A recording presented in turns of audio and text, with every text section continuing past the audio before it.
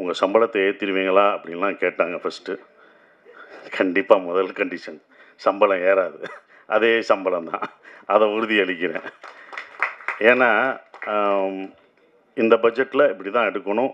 சம்பளம் ஒவ்வொருத்தவங்க சம்பளம் ஏற்றும் போது அடுத்த இது பண்ணும்போது அந்த பட்ஜெட் ரொம்ப ஜாஸ்தியாகும். இதை விட உங்களுக்கு தெரியும் மார்க்கெட்டில் ரொம்ப கம்மியாகும் அப்படின்ற ஒரு விஷயங்கள்லாம் தெரியும் சம்பளத்தில் ஏற்றலை. இன்னொன்று, நம்ம தோல்வியை ஒத்துக்கணும். நான் தோல்வி அடைஞ்சிருக்கேன். என் தோல்வியை ஒவ்வொரு தடவையும் நான் ஒத்துக்கிட்டேன். இந்த படம் முதல் நாள் கலெக்ஷன் என்ன உங்கள் எல்லாருக்கும் தெரியும். தெரியுமா? இந்த படம் முதல் டே வியாழக்கிழமை போட்டப்போ இதோட முதல் கலெக்ஷன் என்னென்ன மீனாட்சி என்ன சொல்லுங்கள். ₹2 வருமா? ₹2.25 வருமா? வந்துருச்சா? உண்மையை பேசுவோம். இது எதுக்கு போய் நடிகர்கள்ட்ட உண்மையை சொல்லுங்கள்.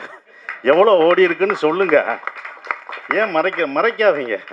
எவ்வளோ ஓடி இருக்குன்னு சொன்னால் தான் யாரும் சம்பளம் ஏற்ற மாட்டாங்க, யாரும் எதுவும் பண்ண மாட்டாங்க, உண்மையாக இருப்பாங்க.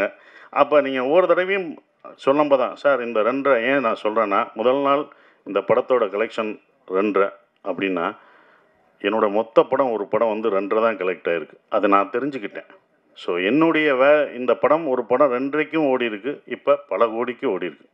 இதோட இது உங்களுக்கு தெரியும். இது பெரிய ஹையஸ்ட். என்னுடைய ஹையஸ்ட் இது வந்து குட்டிப்புலி தான். சுந்தரபாண்டியனும் குட்டிப்புலி தான். அந்த குட்டிப்புலியும் சுந்தரபாண்டியனும் ஹையஸ்ட் கலெக்ஷனை இந்த டூரிஸ்ட் ஃபேமிலி வந்து அடிச்சிருக்கு. அது ரொம்ப சந்தோஷமாக இருக்குது.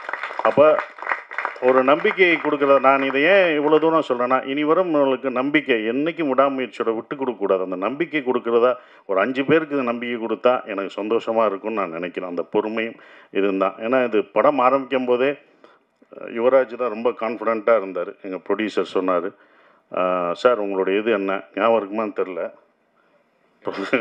இது எவ்வளோ போகும்ட்டு. சார் உங்கள் இதை கண்டிப்பாக இந்த படம் மேலே என்னோட நம்பிக்கை வச்சது இந்த ப்ரொடியூசர்ஸ் 2 பேரும் தான். அவங்க தான் இது மேலே ரொம்ப நம்பிக்கை வச்சாங்க. சார் இது நல்லா வரும் சார்.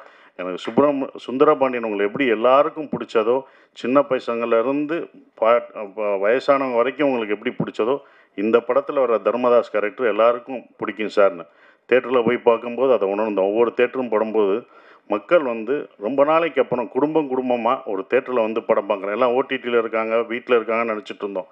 நல்ல படம் கொடுத்தா அவங்க வர்றாங்கன்றது இப்போ தெரிஞ்சுக்கிட்டேன். நான் தெரிஞ்சுக்கிட்டேன், இது எனக்கு தான்.